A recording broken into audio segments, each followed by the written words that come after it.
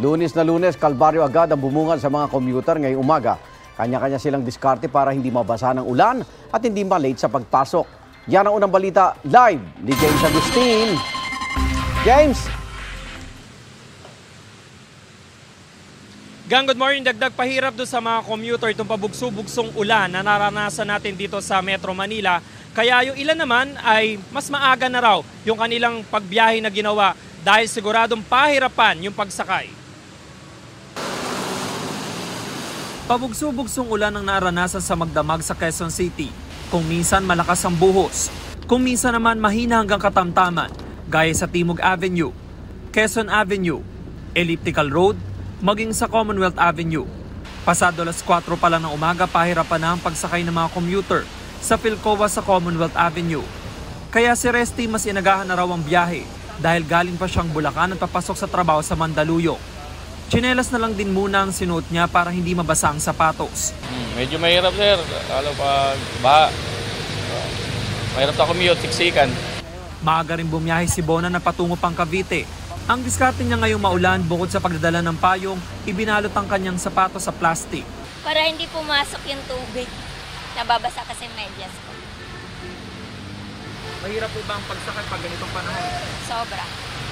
Ang security guard namang si Mang Edwin, naglaan ng ekstrang oras sa pagpadya para hindi malate sa kanyang trabaho. Suot niya ang improvised na raincoat na 2 taon na raw niyang ginagamit tuwing umuulan.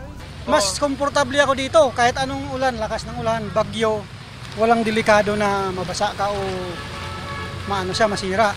Talagang komportable takbo. Yun lang pag bumaba ka lang, medyo mahirap kasi siyempre kailangan mo rin ayusin.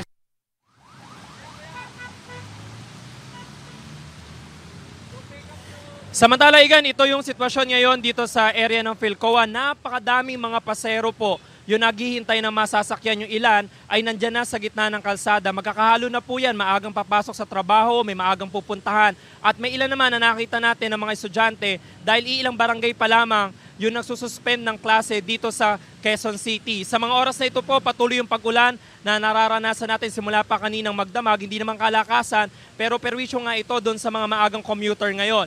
Silipin naman po natin lagay ng trapiko. Itong lane po na ito ng Commonwealth Avenue ay patungo sa Elliptical Road. Maluwag pa naman po yung sitwasyon at tuloy-tuloy lamang yung daloy ng mga sasakyan. Mas maluwag yung sitwasyon doon sa kabilang lane nitong Commonwealth Avenue na patungo naman sa area ng Fairview. Yan muna yung latest mula rito sa Quezon City. Ako po si James Agustin para sa GMA Integrated News. Igan, mauna ka sa mga balita. Mag-subscribe sa GMA Integrated News sa YouTube. Sa mga kapuso abroad, subaybayan nyo kami sa GMA Pinoy TV at sa www.gmanews.tv.